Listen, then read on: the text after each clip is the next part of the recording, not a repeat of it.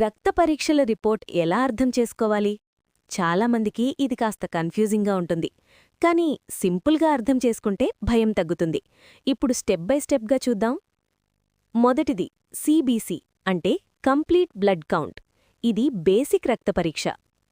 Haemoglobin లేదా HP ఇది శరీరానికి ఆక్సిజన్ తీసుకెళ్లే ప్రోటీన్.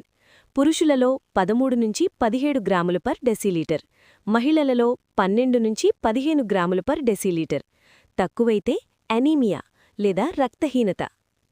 వైట్ బ్లడ్ సెల్స్ లేదా డబ్ల్యూబీసీ ఇవి ఇన్ఫెక్షన్తో పోరాడే కణాలు. సాధారణంగా 4000 నుంచి 11,000 వరకు ఉంటాయి. ఎక్కువైతే ఇన్ఫెక్షన్ సూచన. ప్లేట్లెట్స్ ఇవి రక్తం గడ్డకట్టడానికి అవసరం. 1.5 లక్షల నుంచి 4 లక్షల వరకు. తక్కువైతే బ్లీడింగ్ రిస్క్. రెండవది బ్లడ్ షుగర్ అంటే చక్కెర స్థాయి. ఫాస్టింగ్ బ్లడ్ షుగర్ అంటే ఎఫ్బిఎస్ 70 నుంచి 99 నార్మల్, 100 నుంచి 125 ప్రీ డయాబెటీస్, 126 పైగా డయాబెటీస్. హెచ్బిఏ1సి అంటే 3 నెలల సగటు షుగర్ స్థాయి 5.7% కంటే తక్కువ నార్మల్, 5.7 నుంచి 6.4% ప్రీ డయాబెటీస్, 6.5% పైగా డయాబెటీస్. మూడవది లిపిడ్ ప్రొఫైల్ అంటే కొలెస్ట్రాల్. టోటల్ కొలెస్ట్రాల్ 200 కంటే తక్కువ మంచిది. ఎల్డిఎల్ అంటే బ్యాడ్ కొలెస్ట్రాల్ 100 కంటే తక్కువ మంచిది. హెచ్డిఎల్ అంటే గుడ్ కొలెస్ట్రాల్ 40+ అంటే పురుషులు, 50+ అంటే మహిళలు. ట్రైగ్లిజరైడ్స్ 150 కంటే తక్కువ మంచిది.